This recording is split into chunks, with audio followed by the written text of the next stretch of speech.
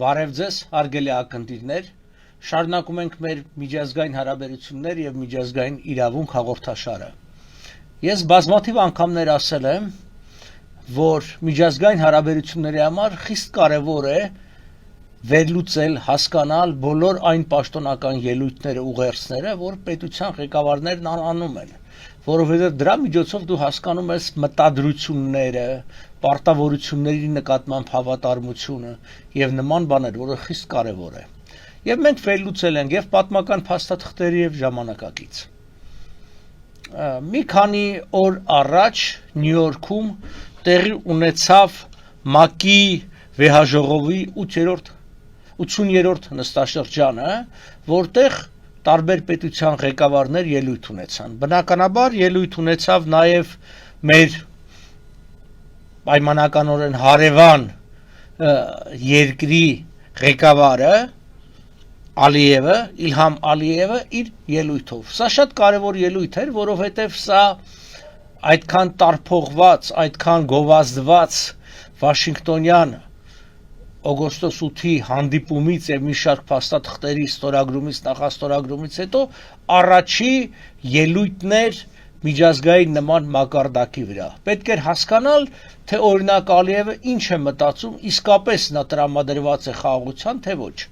Վստահ լինելով, որ ձեզանից շատերը ժամանակի սղության, անտարբերության, տարբեր պատճառներով չեն ծանոթանալու Ալիևի ելույթի հետ, ես որոշեցի այսօր միասին անցնել այդ ելույթի վրայով եւ հասկանալ որն են այն հիմնական ուղերձները, հիմնադրույթները, որ Ալիևը շոշափեց իր այդ 15 րոպեանոց ելույթի ժամանակ։ Ասեմ, որ այդ 15 րոպեանոց ելույթից ուղիղ 8 րոպեն նվիրված էր Հայաստանի Հանրապետությանը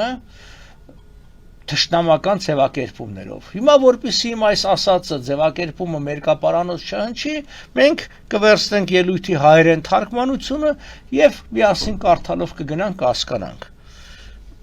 Ալիևի ելույթն է, կրկնում եմ 80-րդ վեհաժողովի ժամանակ ՄԱԿ-ի արտասանված կարդաց սեպտեմբեր 25-ին 2025 թվականին։ Տիկտայք եւ պարոնայք, շատ տարիներ ես ամբիոնից խոսել եմ ողբերգությունների մասին, որոնք բխել են, ուշադրություն այստեղ, Ադրբեջանի նկատմամբ իրականացած ագրեսիայից եւ օկուպացիայից եւ անարդարությունից։ Իսկեն միանշանակ Ալիևը շարունակում է նույն բառապաշար ագրեսիա եւ օկուպացիա։ Այսօր ես կխոսեմ մեր երկար ճանապարհի մասին դեպի հաղթանակ եւ խաղաղություն, ոչ թե պարզապես խաղաղություն, հաղթանակ եւ խաղաղություն, Ադրբեջանի պատմության նոր դարաշրջանի մասին, թե ինչպես մենք կարողանանք վերջ դնել օկուպացիային ազատագրական պատերազմի միջոցով եւ ինչպես մենք խաղաղություն նվաճեցինք քաղաքական միջոցներով։ Վերջ դնել օկուպացիայի, սա մեղադրանք այս օկուպացիան։ Մյուս կողմից էլ հասկանալ չէ, որ ասում է խաղաղություն նվաճեցին քաղաքական միջոցներով։ Հաստատ պատերազմը քաղաքական միջոց չէ։ Մենք տեսանք հենց ամենասկզբից առաջին նախադասության մեջ Հայաստանը մեղադրեց ագրեսիայի եւ օկուպացիայի։ Շարունակությունը։ Ամենամոտ 3 տասնամյակների ընթացքում Ադրբեջանի ինքնիշխան տարածքի գրեթե 20%-ը գտնվել է Հայաստանի ռազմական օկուպացիայի տակ։ Սա այն սուտն է, որը մշտապես իրեն կրկնել են, երկու առումով է սուտ, որովհետև առաջինը 20% չի եղել։ Եթե սովետական Ադրբեջանի տարածքը 86,000 քառակուսի կիլոմետր էր, իսկ հայերը վերահսկում էին 11,500-ը, 86-ի 20%-ը հաստատ 11,500 չի, 86-ի 20%-ը շատ ավելին է, այսինքն 17,000-ն է այդքան, 11 ու 17,000-ի միջև 6,000-ի տարբերություն կա։ Սա այն պատմական սուտն է, որոնք իրենք հիշում եք, միշտ կրկնում են 20%, 1 միլիոն գաղթականներ եւ դա կա։ Եվ անընդհատ եւ չի խոսում հայերի, գտնվել է Հայաստանի ռազմական օկուպացիայի ներքո։ Շարունակությունը։ Հայաստանի կողմից իրականացված էթնիկ զտման, ուշադրություն, էթնիկ զտումը դա լուրջ մեղադրանք է, լուրջ մեղադրանք է եւ ռազմական հանցագործությունների քաղաքականության արդյունքում 1 միլիոն ադրբեջանցիներ վտարվեցին իրենց տներից։ Տեսնում եք, չէ՞, այսինքն սա խաղաղության գնացող մարդն է, մեղադրում է Հայաստանին էթնիկ զտման մեջ եւ 1 միլիոն ադրբեջանցիների վտարման մեջ։ Մենք հետո կտեսնենք, ես որոշ թվեր բերեմ, կտեսնենք, որ 1 միլիոն հնարավոր չէր։ Այնտեղ առավելագույնը բոլորը միասին 600,000 էլ չեն անում, 560 թե 80,000 բնակ, բայց ասում է 20%, էլի սուտ ասելով եւ 1 միլիոն։ Նրանց հիմնարար մարդու իրավունքները խախտվեցին, ՄԱԿ-ի անվտանգության խորհրդի 93 թվականի 4 բանաձևերը պահանջում են հայկական զինված ուժերի անմիջական, ամբողջական, անպայմանական կամ անվերապահ դուրսբերում օկուպացված տարածքներից։ Հիմա մենք էլի կանդրադառնանք, ինչքանով էր այդ ամբողջը Հայաստանին ուղղված եւ ինչքանով անվերապահ կամ առանց նախապայմանների դուրսբերման մասին։ Ցավոք այդ բանաձևերը երբեք չիրականացվեցին, Հայաստանը ցուցադրաբար անտեսեց դրանք, քանի որ միջազգային հանրությունը որևէ պատժամիջոց նրա նկատմամբ չկիրառեց։ Հենց սա ցույց է տալիս, եթե որևէ պատժամիջոց չկիրառեց, նշանակում այդ հանցանքը չկար։ Հաստատ Հայաստանը այն քաղաքական ուժը չէր, որ կարողանար դրա դեմ դառնել։ Ինչու՞, որտեղ այդ բանաձևերը Հայաստանի դեմ որևէ խնդիր չէին դրել, այլ ընդհանրապես հայկական ուժերի մասն։ Մյուս կողմից, եթե խոսում է Ադրբեջանի տարածքի 20% օկուպացիայի մասին, նախ պիտի այս հարցը բազմից ընդվա, փաստվի թե ինչ փաստաթղթի հիման վրա է այդ 20%-ը։ Ես բերել եմ այդ 4 փաստաթղթերը այստեղ, այդ 4 բանաձևերը ՄԱԿ-ի անվտանգության խորհրդի 822, 853, 874 եւ 884 բանաձևերի մասն է, բոլորն էլ 93 թվականին են ընդունվել եւ բոլորն էլ ըստ իրենց ասում է, որ Հայաստանն ասում են անվերապահորեն զորքերը դուրս բեր։ Ես բանաձևերը, քանի որ երկար են, ամբողջ չեմ բերել, ես բերեմ այդ հատվածը, որոնք իրենք իբր վկայակոչում են,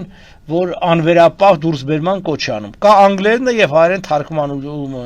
Պահանջվում է անապահ դադարեցնել բոլոր ռազմական գործողություններն ու ճշտամական արարքները։ Ուրեմն ասեմ, որ իմանաք, այս 4 բանաձևերում էր առաջնային հիմնական պայմանը եղել է ռազմական գործողությունների դադարեցում։ Եվ միայն դրանից հետո իհարկե գրված է օրինակ, որ նպատակ ունենալով հաստատել կայուն հրադադար, ինչպես նաև անմիջապես դուրս բերել բոլոր օկուպացիոն ուժերը Քելբաջարի շրջանից եւ Ադրբեջանի այլ վերջերս օկուպացված տարածքներից։ Այսինքն, երբ որ ինքը ասում է անվերապահ հայաստանյան զորքերի դուրս բերման մասին է խոսքը, սուտ է ասում, որովհետև մենք տեսնում ենք վերապահություն գոյություն ունի առաջին հենց դա, որ անապահ դադարեցնել ռազմական գործողությունները։ Իսկ ամեն այս բանաձևից հետո Ադրբեջանը չի դադարել ռազմական գործողությունները, այլ ընդհակառակը հարձակողական գործողություններ արել, որի հետևանքով էլի ինքը տարածքներ է կորցրել, որի հետևանքով հաջորդ բանաձևն է ընդունվել։ Այսինքն, եթե ապրիլի 30-ին 822-ն էր, ապա հուլիսի 29-ին արդեն 853-րդ բանաձևն է ընդունում, արդեն Աղդամի մասին է։ Ինչու այրը գրավեցին Աղդամը։ Շատ պարզ պատճառ է, որտեղ Աղդամից հրետակոծում, գնդակոծում, այսինքն ռազմական գործողությունները, որը հիմնական պահանջներ այս բանաձևերի իրականացման, դա չկատարվեց։ Էլ ինչ ասում, պահանջում է անապահ դադարեցնել բոլոր ռազմական գործողությունները։ Ու տեսնում եք, առաջին պահանջը դադարեցնել ռազմական գործողությունները, էլ սա չկա։ Երրորդ բանաձևը արդեն հուլիս 29-ի բանաձևը էլի պահանջում է անապահ դադարեցնել բոլոր ռազմական գործողությունը եւ այլն։ Եվ չորրորդն նայեն կոչ է անում Հայաստանի Հանրապետության կառավարությունը օգտագործելու իր ազդեցությունը, ապահովելու, որ Ադրբեջանի Հանրապետության եւ Լեռնային Ղարաբաղի հայերը կատարեն այսպես բաներ երաշխավորեն ներգրաված ուժերի տրամը եւ այլն եւ այլն։ Մենք տեսնում ենք, որ մշտապես պահանջել է ռազմական գործողությունների դադարեցում եւ նաեւ Հայաստանի դեմ որևէ բան չկա այս փաստաթղթերում։ Ասում է կոչ ենք անում Հայաստանի Հանրապետության կառավարությունը օգտագործելու իր ազդեցությունը, ապահովելու այս բան։ Այսինքն այնպես որ Ալիևի այդ սուտը բացահայտ է 4 բանաձևեր իբր անվերապահորեն Հայաստանից պահանջում են զորքերի դուրս բերում եւ Հայաստանը դա չի կատարել, ասում է միջազգային հանրությունն էլ անտարբեր էր եւ այդ պատճառով հայերը չարեցին։ Հիմա ես այստեղ տվյալներ եմ բերել ՍՍ վերջի մարտահամարից, իրենք իր ելույթի մեջ հիշում եք նշեց 1 միլիոն գաղթականների մասին։ Հիմա եկեք տեսնենք, թե ինչքան մարդ է ապրել այդ շրջաններում ամբողջությամբ, օրինակ հայերը նույն Աղդամի շրջանը ամբողջությամբ չէին գրավել մասամբ, բայց եկեք շրջան առ շրջան գնանք եւ տեսնենք։ Ուրեմն 80 թվականի տվյալներ Լեռնային Ղարաբաղի ինքնավար մարզում ընդհանուր բնակչությունը 149085 մարդ, հայեր 145593, ադրբեջանցիներ 40688, տոկոսներով էլ գրված է։ Այս Լեռնային Ղարաբաղի ինքնավար եւ շրջակա շրջաններին եկեք անդրադառնանք 7 շրջան կար, որ հայերը ամբողջությամբ կամ մասամբ վերահսկում էին։ Նայեք Լաչինի կամ Քաշաթաղ, ուրեմն ընդհանուր 47000, սա 89 թվականի տվյալներն է, իսկ երբ որ ադրբեջանցիք ապրում էին։ Ադրբեջանցիները այդտեղ մեծամասնությունն են կազմել 47000-ի 96%-ն են կազմել, հայերը 1300 հոգի են եղել, հիմնականում լեռնային գյուղերում։ Սա այն ձևեր, երբ որ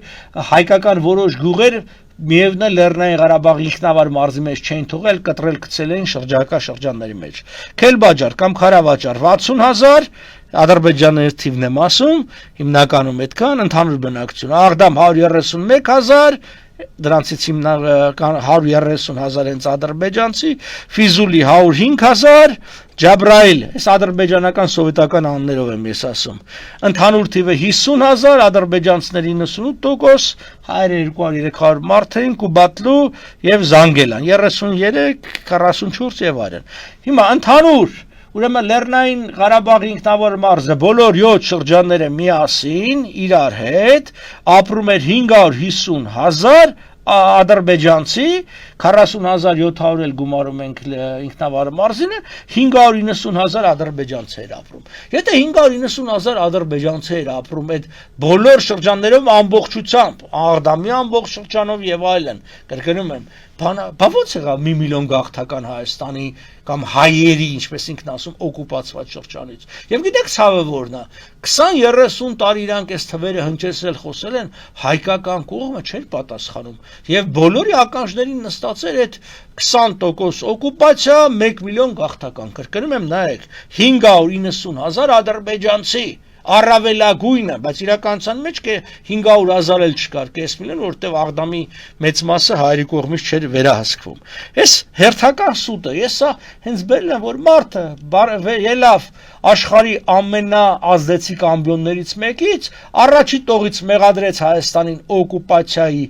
մեջ, մեղադրեց ագրեսիայի մեջ, մեղադրեց 1 միլիոն գաղթականներ եւ այլն եւ այլն։ Հիմա տեսեք դեռ ինչ մեղադրանքներն են եւ ոմանք գտնում են, որ այս մարդը նման ձևով գնում է խաղաղության։ Հիմա շարունակենք կարդալ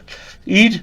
մտքերը Ալիևը ինչ որ այնտեղ արտասանեց։ ԵԱԿ Մինսկի խումբը, որը ստեղծվել է 92 թվականին կարգավորման հասնելու նպատակով, ձախողեց իր առաքելությունը։ Իր համար ձախողեց, որովհետև իր ուզածները չէր կատարել։ Իսկ որ այդ առաքելությունը այդքան ժամանակ կարողացավ համեմատաբար խաղաղություն պահել, դրա մասին չի խոսում։ Հենց ձախողում են ժամանակեր, երբ որ անտեսվեց այդ խումբը եւ ավելի երկկողմի դաշտի վերադրվեց այդ հարաբերությունները, որտեղ մենք տուժեցինք։ Միջազգային իրավունքի նորմերն ու սկզբունքները կիրառելու փոխարեն դրա համանախագ նգահները ձգտում էին պահպանել ստատուս քվոն եւ պահել հակամարտությունը սառեցված վիճակում։ Ինքը խոսում է այս միջազգային իրավունքի նորմերն ու սկզբունքների մասին, մոռանում է, որ այդտեղ կարևորագույն հարցերից մեկն էլ ինքնորոշումն էր։ Սա մեկ, որ եթե հաշվենք ինքնորոշման հիման վրա, ես անձնապես տարածքային ամբողջականության կողմնակիցներից մեկն եմ եւ այն, որ դա Հայաստանի Հանրապետության տարածքային ամբողջականության մաս էր կազմում եւ ոչ թե Ադրբեջանի սովետական ինչ որ մի վարչական միավորի։ Շարունակենք Ալիևի ելույթը։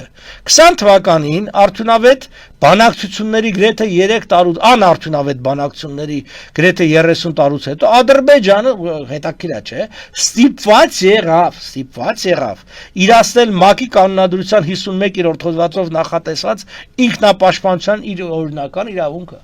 Ուշադրություն դարձրեք, մարդը շատ խելոք է կազմել իր խոսույթը։ Իրավունք,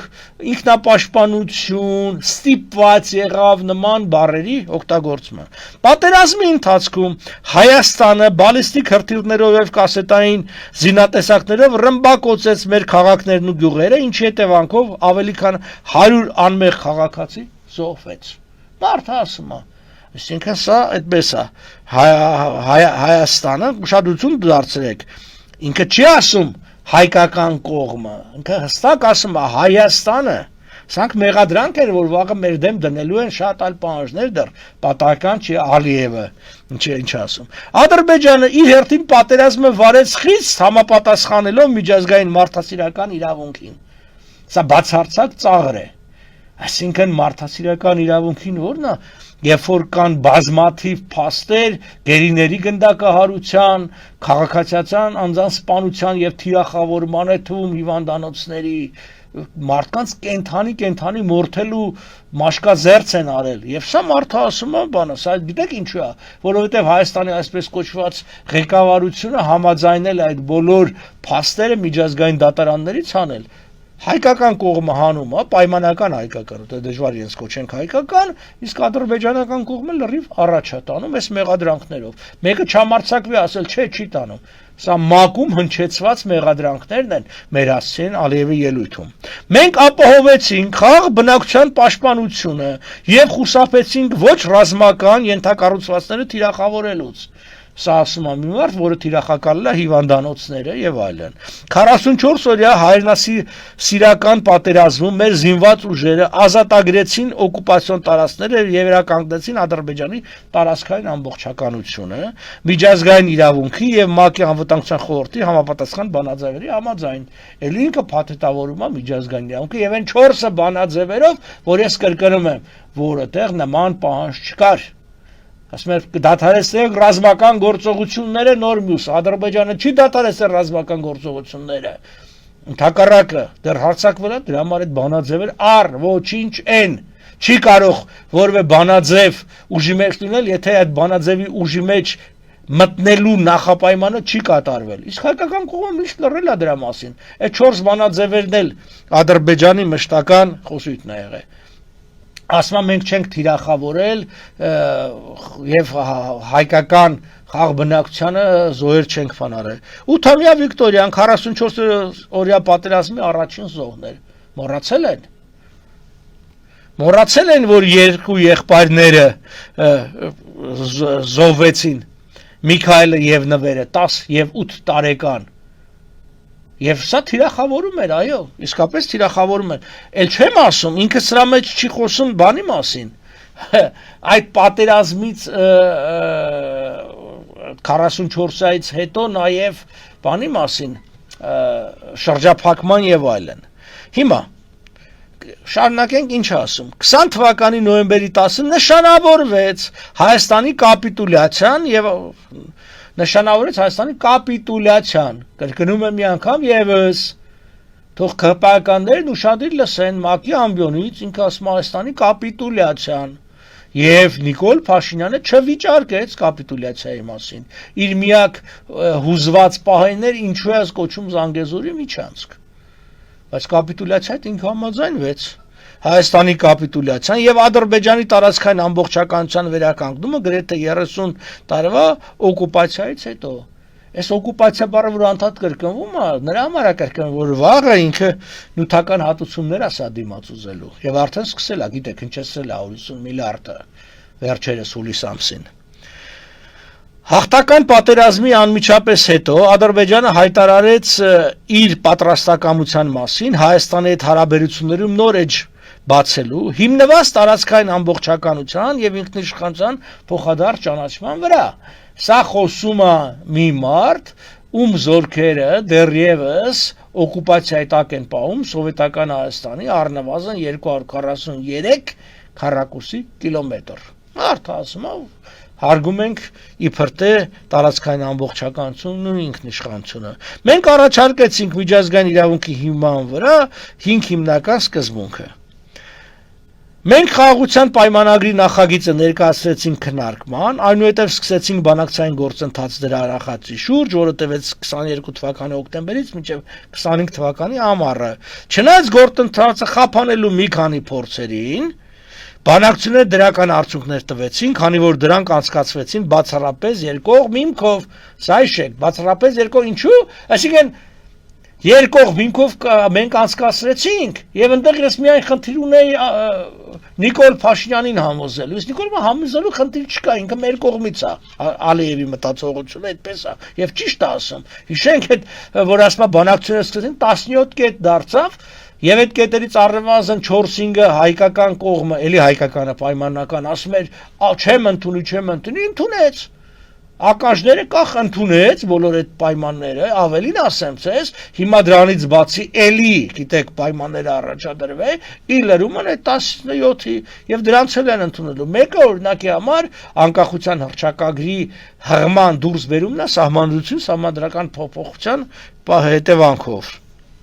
Հիմա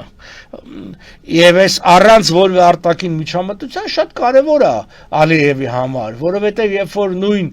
Ֆրանսիան եւ Միացյալ Նահանգները ես ներկայացնում 20 թվականի դեկտեմբերին եկան Հայաստան եւ ուզում էին հենց միջազգային խաղապահներ տեղակայել եւ դրա մասին խոսվեց, թե եւ դա հիմնական մերժողը իհարկե Ղարաբաղն էր, բնականաբար այսպես կոչված երկկողմը շատ ձեռնատու է, երբ որ դու դիմաց ունես ամեն ինչի զիջման պատրաստ մարդիկ։ Հիմա այս տարվա օգոստոս 8-ին Ադրբեջանի եւ Հայաստանի արտաքին գործերի նախարարները Վաշինգտոնում Սպիտակ տանը Միացյալ Նահանգների, Ադրբեջանի եւ Հայաստանի ղեկավարների ներկայությամբ նախաստորագրեցին խաղաղության համաձայնագրի տեքստը։ Սա էլ ուզում եմ ուշադրություն դարձնել, նախաստորագրեցին խաղաղության համաձայնագրի տեքստը։ Ճիշտ ձևակերպում է։ Ոչ թե խաղաղությունը մտավ ուժի մեջ, ոչ թե խաղաղության պայման, որ այսպես Նիկոլ Փաշինյանը թատասում է խաղաղությունն ենք ասել, չէ, նախաստորագրել տեքստը պարզապես, որ այդ տեքստը ընդունելի է։ Նույն օրը Ադրբեջանի նախագահ եւ Հայաստանի վարչապետը ստորագրեցին հայտարարություն, այդ էլ գիտենք Միացյալ Նահանգների նախագահ Դոնալդ Տրամպը ստորագրեց որպես վկա։ Ճիշտ ասում որպես վկա, թե չէ ուզում էին ներկայացնեն որ երրակող։ Բացի այդ Ադրբեջանի ու Հայաստանը համատեղ դիմեցին ԵԱԿ Մինսկի խմբի եւ հարակից կառույցների լուծարման համար։ Սա մեծ նվաճում էր Ադրբեջանի համար եւ հիշեցնեմ ձեզ Նիկոլ Փաշինյանը ասել էր, որ Մինսկի խմբի լուծարման համար կդիմենք միայն այն բանից հետո, երբ որ խաղաղության պայմանագիրը կմտնի ուժի մեջ։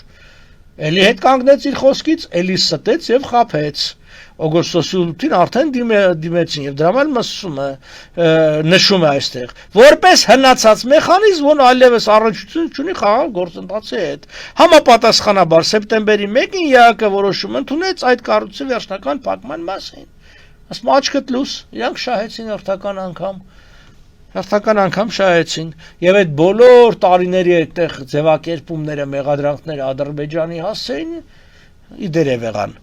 Տարածաշրջանային կապերը եղել են մեր տեսլականի հիմքում կայուն խաղաղության համար։ Վաշինգտոնի գագաթնաժողովի եւս մեկ կարևոր արդյունք է Թրամփի միջազգային խաղաղության եւ բարգավաճման ուղին TRIP, որը կապահովի անխոչնդոտ մուտք, ուշադրություն, Զանգեզուրի միջանցքով, այն որ ասում են միջանցք չկա, Զանգեզուրի միջանցքով եւ կխթանի տարածաշրջանային կապերը։ Հետաքրքիրն է, որ անգամ չի ասում, օրինակ Հայաստանով անցնող Զանգեզուրի միջանցքով, Հայաստանի անունը չկա ընդհանրապես։ Ասում ենք տենց որոշեցին, որ Զանգեզուրի միջանցքով կապվելու են, գնալու ենք բան եւ միջանցքով, այն որ ասում են միջանցք չկա, բայց ինչ կա։ Վերջին Վաշինգտոնի գագաթնաժողովը նաև ազդարարեց նոր փուլ Ադրբեջան-ԱՄՆ հարաբերություններում։ Նախագահ Դոնալդ Թրամփի հետ միասին մենք ստորագրեցինք հուշագիր երկու կառավարությունների միջև կապված Ադրբեջանի եւ Միացյալ Նահանգների միջև ռազմավարական գործընկերության մասին խարտիայի մշակման նպատակով ռազմավարական աշխատանքային խմբի ստեղծման համար։ Այստեղ ուշադրություն դարձրեց, գնում է ռազմավարական գործընկերության մասին։ Թող հայկական կողմը չասի մենք նման փաստաթուղթ ունենք, մենք նման փաստաթուղթ չունենք, մենք ունենք ռազմավարական գործընկերության հանձնաժողովի կանոնադրության փաստաթուղթը, բայց ոչ կառավարությունների միջև, երկրների միջև գործընկերության մասին խարտիա։ Դրանք երկու տարբեր բաներ են։ Այդ նոր հորիզոններ է բացում համագործակցության համար քաղաքականության, տնտեսության, էներգետիկայի, տարածաշրջանային կապերի, պաշտպանության, անվտանգ եւ այլ ոլորտներում։ Այսինքն հաշվի առեք, որ պաշտպանության դաշնակցում իրանք սկսելու են զենքարնել, եթե հաջողվի այս մասը նայեք 907-րդ բանացևն էլ վերջնականապես չեղարկելու եւ այդ հարցով եւս առաջ աշխատանք է տանում եւ մարդը չի չի մոռացել, նշել է, ինքը իր խոսքով իր երկրի նպատակները նշում է։ Նիկոլ Փաշինյանը լսում ես, չես հասկանում ինչի մասին, այսինքն մեր երկրի նպատակը որն է։ Նախագահ Թրամփի կողմից Ադրբեջանի նկատմամբ 92 թվականին սահմանած պատժամիջոցների ազատության աջակցության ակտի 907 բաժնի ձևով չեղարկումը եւս պատմական քայլ է։ ԱՄՆ կոնգրեսի կողմից 907-րդ բաժնի վերջնական վերացումը կվերացնի երկակի չափանիշների ժառանգությունը, տես մեղադրում, որ իբր երկակի անարդար չափանիշներ են, եւ կնպաստի վստահության ու համագործակցության ամրապնդմանը այն ժամանակ, երբ Ադրբեջանը իր ներդրումն է բերում գլոբալ անվտանգության կառավարության մեջ։ Տեսեք, մարդկանց նկատմամբ անարդար են եղել, երկակի են եղել եւ ինքը ասում է, դա պետքա վերացնել։ Եվ մենք եթե աշխատանք չտանենք դրա դեմ, իրանք վերացնելու են եւ որբելու Ադրբեջանի ավելի զինման։ Ընդհանուր առմամբ իմ օգոստոսյան այցի ընթացքում Միացյալ Նահանգներում ձեռ վերած համաձայնությունները պատմական նշանակություն ունեն։ Ցանկանում եմ շնորհակալություն հայտնել նախագահ Դոնալդ Թրամփին Ադրբեջան հարաբերությունն նորեջ բացելուն, դրանք ռազմավարական գործընկերության մակարդակ բարձրացնելու, նրա որոշման եւ Ադրբեջանի Հայաստանի միջեւ խաղաղության գործընթացի աջակցության համար։ Ուշադրություն դարձրեք, որ ինքը չի խոսում Թրամփին խաղաղության Նոբելյան մրցանակի ներկայացնել, ինչի մասին Նիկոլ Փաշինյանն ասել, որովհետև հասկանում է, որ դա անցալվելու է որպես քծնանք, մեկ, որը շատ բնավ լավ չի, եւ այդ մակում գտնվող 197 երկրից մի զգալի մասը դրան դեմ է։ Ինչի խոսա դրա մասին եւ մարդկանց մեջ տրամադրություններ առաջացնի Ադրբեջանի դեմ։ Ինքը այնտեղ քծնում էր Նիկոլ Փաշինյանը առավել էր ասում Թրամփին, որ դուք արժանի եք մրցանակի, բայց ինքը հասկանում է որտեղ ինչ պիտի ասի։ Բայց ինքը հասկանում է, որ դորդաղացին պետք չի խոսալ ՄԱԿ-ի վեաժողովի ամբիոնից։ Նիկոլ Փաշինյանը չի հասկանում դա։ 20 թվականի հայրենական պատերազմ, ուշադրություն, հայրենական պատերազմում ինչպիսի ձևակերպումներն են։ Հայրենական պատերազմում հաղթանակից անմիջապես հետո Ադրբեջանը սկսեց լայնածավալ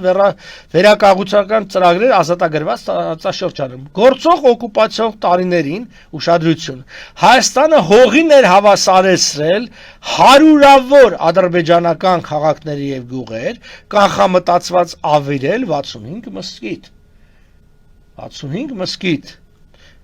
Ադրբեջանի մզկիթ ընդհանրապես չկա, այդ խոսքը շիա մզկիթների մասն է, 65 մզկիթ երբեք այդ տարածքում չի եղել, ուր մնաց դրանք կանխամտածված ավիրեն։ Սա էլ ասում է, այս գաղափարն էլ գցում է իսլամական երկրների մեջ, տեսեք 65 մզկիթ։ Իդեպ Նիկոլ Փաշինյանը չխոսած հայկական եկեղեցիների եւ պատմական ժառանգության ոչնչացման մասին, որը կա, դա Հայաստանի քաղաքականությունն էր, Հայաստանի քաղաքականությունն էր, ուշադրություն դարձրեք, որը մոտ 30 տարի ղեկավարում էր պատերազմի հանցագործների կողմից, ուրեմն Հայաստանի ղեկավարությունը պատրաստվի, որ Նիկոլ Փաշինյանը իրանց հանձնելու է որպես պատերազմի հանցագործներ Ալիևի բանտում այնտեղ նստելու համար։ Մենք նորից կառուցում ենք հողին հավասարեցված գյուղերն ու քաղաքները, մեծ վերադարձ ծրագրի շրջանակում արդեն ավելի քան 50,000 մարդ ապրում աշխատում են ազատագրված տարածքներում։ Սա մի քարտեզ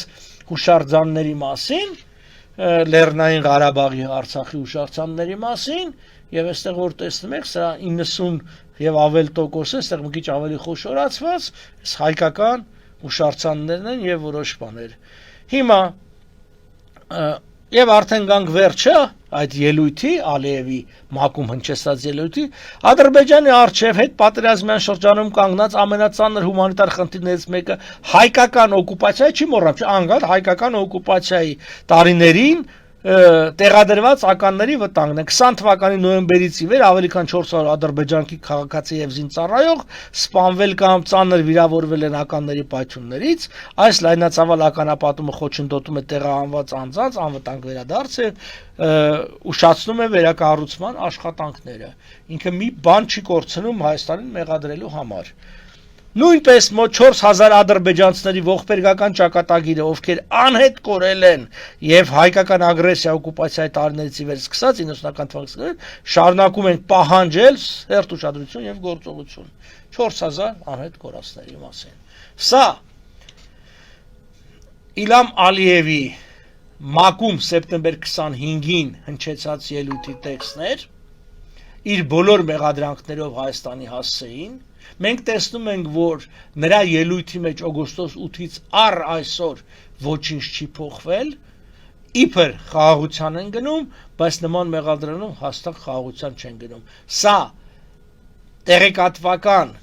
եւ դիվանագիտական հիմք է ինքը պատրաստում իր հետագա հարձակողական գործողությունների համար։ Հարձակումը լինելու է բազմաձև եւ ռազմական եւ դիվանագիտական եւ իրավական։ Այնպես որ մի խաբվեք քաղցր խոսքերին, հավատացեք մարդուն, ով ինքը հստակորեն ասում է։ Եվ մինչև եթե այս ելույթը ոմանք փորձում են խաբել, ասել, որ իբր գիտեք, այդ ներքին սպառման համար էին նման հայտարարել, սա հաստատ ներքին սպառման համար չի, մակում հնչեցնում են միջազգային հանրության համար։ Այսքանը շնորհակալություն, մի շնորհանդիպում։